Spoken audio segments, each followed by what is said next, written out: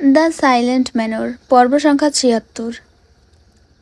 একজন অনুচর মদ হাতে এগিয়ে আসে। মীর ক্রোধে জ্বলে বলল, সাহস থাকলে তো হাত দুটো খুলে দে, ভিতর মতো বেঁধে রেখে বাহাদুরি দেখাচ্ছিস কেন? কবির বেত হাতে বসলেন চেয়ারে, বললেন, অনেক বেশি কথা বলছিস রে মীর। তোর তেজ অনেক, তেজ থাকবে না এই কেন? হায়দার বংশের সন্তান যে, যদি একবার আমি ছুটতে পারি না তবে তোর অবস্থা খারাপ হবে। ছাই করবি তুই আমার। মীর কিছু বলে না। তাদের সাথে বুদ্ধি দিয়ে লড়তে হবে, শক্তি নয়। আপাতত নিজেকে তাদের সামনে দমিয়ে রাখাই বুদ্ধিমানের কাজ হবে। মীর ঘাড়টা চেয়ারের সাথে এলিয়ে দিতে চাইছিল, পারল না। চেয়ারের মাথা রাখার স্থানে কাঁটা। মীর মাথা খাড়া করলো, নীরব কণ্ঠে বলল, তুই আমাকে বন্দি করেছিস, ভালো হয়েছে। নয়তো আমার সত্য পরিচয় জানতে পারতাম না। তোকে ধন্যবাদ আমার পরিচয় জানানোর জন্য। এতটুকু বলে মীর কবিরের দিকে হিংস্রতার সাথে তাকিয়ে থাকে। মীরের চাহনির সাথে সাথেই কবির সুফিয়ানের চাহনির বর্ণনার মিল পেলেন। সে গোপনে একবার ঢোক গিললেন। মীর ফের বলল, এখন বল, আমাকে বন্দি করে রাখার মূল উদ্দেশ্য কি? কবির জবাবের প্রথমে হেসে নিল, বিশ্রী হাসি, থেমে বললেন, আমাদের বংশের নিয়ম তো জানিস, ১০১টা খুন করা। এরকম করেই তো বছরের পরেও ক্ষমতা টিকিয়ে রেখেছি। খুনের পরিমাণ যখন ৯৮তে এসে থামলো, তখন আমার বাবা দুনিয়া থেকে চলে গেলেন। ভেঙে পড়েছিলাম অনেক। এরপর পণ্ডিত বললেন, চৌধুরী বংশের একজনকে হত্যা করতে হবে আর হায়দার বংশের একজনকে, বাকি একজন তোমার মতো করেই। হয়তো রাশিফল অনুযায়ী এটাই সঠিক ছিল। আমি খুঁজতে থাকি চৌধুরী বংশ, খুঁজতে খুঁজতে পেয়ে যাই আমজাদ চৌধুরীকে, পেয়ে যাই ওনার ভাইকে। তুই জানিস আমজাদ চৌধুরীর বড় ভাই, ওই যে তৃষ্ণার বাবা, কিভাবে মারা গিয়েছেন?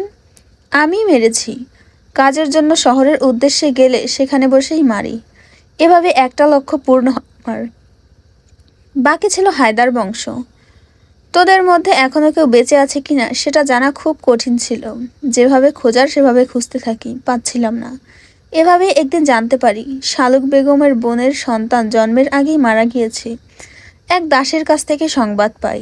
আমি চিন্তিত হলাম, যদি তার সন্তান মারাই যায়, তবে ওই থমাসন কার সন্তানকে নিজের বলে পরিচয় দিচ্ছে? আমি ওই দাসীকে আবার জিজ্ঞাসাবাদ করি। সত্যটা বলতে চাইছিল না। আমি তাকে টাকার লোভ দেখাই। এরপর গড়গড় করে সব সত্য বলে দেয়। জানতে পারি তুই মীর সুফিয়ান হায়দারের বংশধর। আমি এরপর কৌশলে তোদের সাথে ঘনিষ্ঠ হই, তোকে পর্যবেক্ষণ করি। তোর কথাবার্তা, হাব ভাব সব মিলে যায় সুফিয়ান হায়দারের সাথে। আমি নিশ্চিত হই। এরপর কৌশল বের করতে থাকি, কিভাবে কি করব। উপায় বের হয়। শেফালিকে হাত করি, তোর বিয়ের দিনকে কাজে লাগাই। কিন্তু এর ভেতরেই আমাদের মাঝে একজন এসে হাজির হলো। এতটুকু বলেই থামে কবির। গভীর দম ফেললেন। মীর জিজ্ঞেস করলো, কে সে?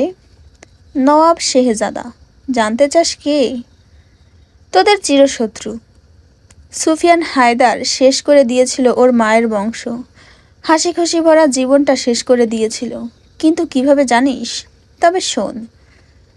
দীর্ঘ বছর সুফিয়ান হায়দার বিদেশের মাটিতে ছিল। অনেকেই জানে না কাজ ব্যতীত এত বছর কেন রাশিয়ায় ছিল। তার কারণ ছিল নওয়াব সিরাজ শাহের কন্যার জন্য। সেও বিদেশে থাকতো। সুফিয়ান বিদেশে গেলে দেশের মানুষ বলে পরিচয় হয়।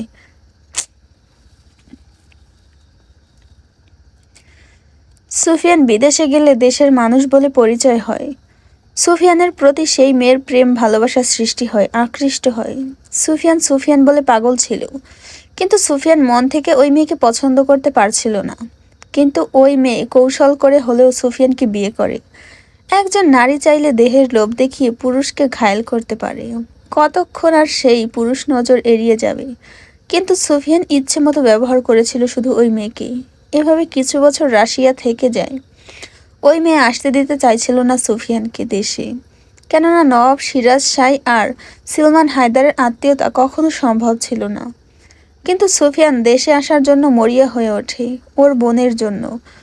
ওর বাবা মা আত্মহত্যা করেছিল শোনে ওর বোন।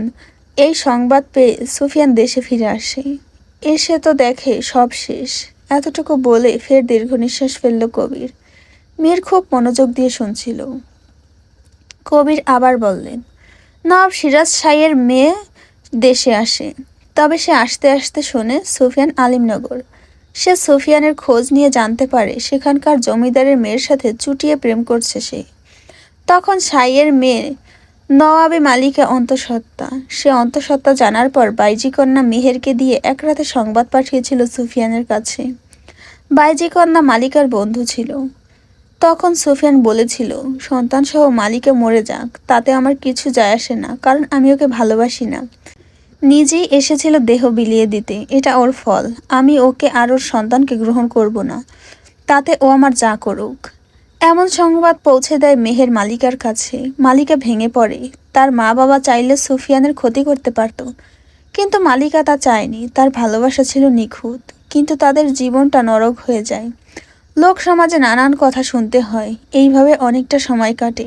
একদিন মালিকা তার ভাইকে বলেছিল, আমি মরলে আমার কবরখানা হায়দার বাড়িতে দিও, যাতে সুফিয়ান হায়দারের পাশে শুতে পারি। সময় চলে যায়। সুফিয়ান হায়দারের ব্রিটিশদের সাথে ডিল সম্পন্ন হয়। ফারদিনাকে নিজের হাতে মেরে ফেলে। এরপর নিজেই ঠুকরে ঠুকরে মরেছিল, কারণ সে ফারদিনাকে সত্যি ভালোবেসেছিল। কবির এখানে এসে বিরতি নেয়। তার চোখে জল দেখা যায়। মীর কিছুটা আশ্চর্য হলো শয়তানের চোখে জল দেখে। কবির ফের বললেন, যেদিন ফারদিনাকে লাশ ভেবে সিন্ধুতলি নেওয়া হয়, সেদিন মালিকার সন্তান জন্ম হয়, ছেলে সন্তান। আর মালিকা সেদিন আত্মহত্যা করে মৃত্যু গ্রহণ করে। শুধু মৃত্যুর আগে একটা কথাই বলেছিল, বেঁচে থেকে সন্তানকে তার বাবার পরিচয় দেবে কি? ভাগ্যের কি লীলা খেলা দেখো। সেদিন ফারদিনা বেঁচে উঠলে তার করা কবরেই কিন্তু মালিকাকে কবর দিয়েছিল মৌলভী সাহেব। মৌলভী সাহেব সব জানতেন, কিন্তু কাউকে কখনো কিছুই বলেননি। তোমার ছোট্ট মাও এই ব্যাপারে অনেক কিছু জানতেন, কিন্তু সেদিন যে ফারদিনার কবরে মালিকাকে কবর দেওয়া হয়েছিল এটা জানতেন না। সুফিয়ানের কাছে সেদিন সংবাদ এসেছিল মালিকার ছেলে সন্তান হয়েছে, কিন্তু তার কোনো প্রতিক্রিয়া ছিল না, কারণ তার সবটা জুড়ে ছিল যে ফারদিনা। এরপর তিনিও চলে যান। কবির বড় করে নিঃশ্বাস ত্যাগ করে বলেন, মোহময় কণ্ঠে বললেন, জানিস মীর, পাপ কখনো আমাদের ছাড়ে না। সুফিয়ান যেটা মালিকার সাথে করেছিল, ঠিক সেটাই হলো তার বোনের সাথে। তার পরিবারও ঠিক মালিকার পরিবারের মতো শেষ হয়, আর বেঁচে থাকে শুধু অনুতপ্তের আগুনে। তোর প্রশ্ন থাকতে পারে, নওয়াব সিরাজ শাহ চাইলে প্রতিশোধ নিতে পারতেন, তবে কেন নেননি? উত্তর হচ্ছে, মালিকা সেদিন জানতে পেরেছিল সুফিয়ানের বোনের সাথে ঠিক কী হয়েছে। সে সেদিন সব জেনে হেসেছিল, বলেছিল, আমার বিচার আমার নয়, বরং প্রকৃতিই করে দিয়েছে, আল্লাহ তাআলা করে দিয়েছে। কিন্তু সুফিয়ান হায়দার মৃত্যুর আগে কিছু কথা বলতে চেয়েছিল। সেই কথাগুলো এসবের মধ্যে কোনোটাই নয়। তবে সে কি বলতে চেয়েছিল তা আজ পর্যন্ত কেউ জানে না। কবির থামেন। মীর কিছু বলতে পারছে না। কবির নিজেই ফের বললেন, এখন তুই আর নওয়াব শেহজাদা একই রক্তের বংশধর। শেহজাদা হয়তো তোর থেকে বয়সে বড় হবে। তুই যেই রকম এক কথায় হায়দার পরিচয় দিচ্ছিস, শেহজাদা হায়দার বংশের পরিচয় দিচ্ছে না।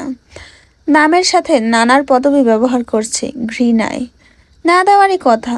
তুই তো জমিদারের ঘরে বড় হয়েছিস, পরিচিত ছিলি, কিন্তু শেহজাদার বংশ তো ছিল না, পিতৃপুরুষের পরিচয় ছিল না। সুফিয়ান হায়দার একজন বড় মাপের খেলোয়াড় ছিল, কিছুটা ভালো, কিছুটা নিকৃষ্ট। তার বংশধরের মধ্যে বোধহয় তোরা দুজনে বেঁচে আছিস। তোদের মা বাবা দাদা দাদি বেঁচে নেই হয়তো। কবির থেমে বসা থেকে উঠে দাঁড়ায়, পায়চারি করতে করতে বললেন, এবার আসি আমার আর শেহজাদার সম্পর্ক নিয়ে। আমাদের মধ্যে তেমন কোনো সম্পর্ক নেই। চলতি পথে ওর সাথে দেখা। শেহজাদা একদিন জঙ্গলে বসে বাঁশি বাজাচ্ছিল। সেই সুর শুনে মায়া ছুটে যায়। ওকে দেখে প্রেমে পড়ে, কিন্তু তুই মাঝখান থেকে এসে হাজির হয়েছিস। সেদিন তুইও থাইল্যান্ড থেকে এসেছিলি। এমতো অবস্থায় ও কি করবে ভেবে পাচ্ছিল না। এভাবে সময় গড়ালো। কিছুদিন আগে ওর সাথে আমার পরিচয় হয়, বন্ধুত্ব হয়। হয়তো বয়সের অনেক পার্থক্য। তুই প্রশ্ন করতে পারিস, ওকে কেন মারলাম না? মায়া হয় ওর জন্য। জীবনে কিছু পায়নি ও। ওর মুখে সত্য জানার পর পরিকল্পনা করি কিভাবে কি করব। আর এর ভেতরে তোর যমজ ভাই হাজির হয়। ও খুব সরল সহজ ছিল। হয়তো ওর মৃত্যু বিষপানে লেখা ছিল। যেদিন তোর বিয়ে, সেদিন রাতে তোকে অপহরণ করার চিন্তা ভাবনা করি। তবে আমি সেখানে ছিলাম না, শেহজাদা ছিল। আর ওই তোকে কথা বলার বাহানা করে বিয়ে সম্পন্ন হওয়ার পর বাইরে ডাকে। আর তোর সাজে বাসর ঘরে নীর হায়দার প্রবেশ করে। নীরকে ভুলিয়ে ভালিয়ে নেয় শেহজাদা, লোভ দেখায় একটি মেয়ের দেহের। সহজ সরল যতই হোক, পুরুষ তো। দেহের লোভ, সেও শেহজাদার কথা মতো বর সাজে। প্রশ্ন করেছিল নীর, আমাকে দেখে ওরা চিনে ফেলবে না? আমি যে বর নই। বুদ্ধিমান শেহজাদা এখানেও কৌশলে নীরকে বোকা বানায়। নীরকে সব শিখিয়ে দেয় শেহজাদা, কিভাবে কি বলতে হবে মায়াকে। মায়াও বিশ্বাস করে সেই মীর। এবং সেদিন নীর জঙ্গলে বাঁশি বাজিয়েছিল, সেটা নীর বলে এবং একটি বাঁশি উপহার দেয়। শেহজাদা জানতো সেদিন নীর বিষপানে মারা যাবে, আর তাই হলো। এরপর আমি শেহজাদাকে জিজ্ঞেস করলাম, তুমি নীরকে মেরে মীরকে অপহরণ করে রেখেছো কেন? ও বলল, যাতে মীর মরে গিয়েছে বলে আর কেউ কখনো খোঁজাখুঁজি না করে, আর মায়াকে বিয়ে করার আগ পর্যন্ত মীরকে এভাবেই আটকে রাখবেন। বিয়ের পর ওকে বলে দেব। শেহজাদা মায়ার প্রেমে উন্মাদ, যেই রকম উন্মাদ ছিলেন সুফিয়ান হায়দার ফারদিনার প্রেমে। ঘুরে ফিরে যেন সুফিয়ান হায়দার ও জমিদার কন্যা হাজির হয়েছে। কি হবে এই শেষ জানি না। মাঝখানে দুই ভাই, মীর হায়দার, নওয়াব শেহজাদা। দুইজনের শরীরে একই রক্ত, একই শক্তি, কে জিতবে? মীর, তুই ভাবছিস তোকে হয়তো আমি মেরে রক্তাক্ত করেছিলাম। না, শেহজাদা মেরেছে। তোর সহজ সরল নীর ভাইকে বিষ খাইয়ে মারার পর থেকে আমার কেমন যেন পাপের জন্য অনুশোচনা হয়। কুসংস্কার, অন্ধবিশ্বাস করে অনেক কিছুই করেছি, আর নয়। কিন্তু শেহজাদাকে দেখানোর জন্য এতটুকু অত্যাচার তোকে করতে হচ্ছে। কবির থামেন, চোখ দুটো মুছে। একজন অনুচরকে ইশারা করলো, সে হাতে এক গ্লাস জল নিয়ে এগিয়ে এলো। মীরের দিকে এগিয়ে দিলেন। কবির বললেন, তোর পিতৃপুরুষ সুফিয়ান হায়দার জল না খেয়েই মারা গিয়েছে। তোর সাথে এমনটা হোক চাই না, কিন্তু সেই সুফিয়ান হায়দারের প্রতিরূপ হিসেবে যেন নওয়াব শেহজাদা এসেছে। ওর সাথে পেরে ওঠা সহজ হবে না। তোর শরীরটা তো রাঙা, কিন্তু ও শ্যামবর্ণের অধিকারী। মীর ঠিক বুঝতে পারছে না কবির ঠিক কি চাইছে। তবে সব সত্য জানার পর কিছুটা ধাক্কা খেয়েছে সে। সুফিয়ান হায়দারের জন্য আরও একটা পরিবার শেষ হয়েছে। কারো কন্যা, কারো বোন, কারো মা। সে হতভম্ব হলো। জলটা খেলো কবিরের সাহায্যে। কবির বললেন, বিয়ের আগের দিন তোর দিকে জঙ্গলে শেহজাদা তীর ছুঁড়েছিল, হিন দিয়েছিল ও। ও মায়াকে ঠিক জয়ী করে নেবে। আজ তো মায়ার সাথে দেখা করার কথা ছিল, হয়তো দেখা হয়েও গিয়েছে। বাক্যটি শুনে মীরের গা জ্বলে উঠল, চোখ থেকে টুপটাপ করে জলও ঝরে। অন্যদিকে শেহজাদা কবির মিলে তার যমজ ভাইটিকে মেরেছে শুনে কষ্ট হচ্ছে। বাড়ির সকলে নিশ্চয়ই তাকে মৃত বলে জানে। শরীরটা নাড়ানোর চেষ্টা করছে, পারছে না। চেয়ারটা লোহার, মাটির সাথে খাপ খাওয়ানো, দুই হাত শক্ত করে বাঁধা, পা দুটো বাঁধা। তবু ছোটার পথ নেই। মীর আপাতত চেষ্টাও করছে না। একটা শব্দ উচ্চারণ করলো, শেহজাদা এখন কোথায়? আছে হয়তো কোথাও, বসে বসে মায়ের কথা ভাবছে।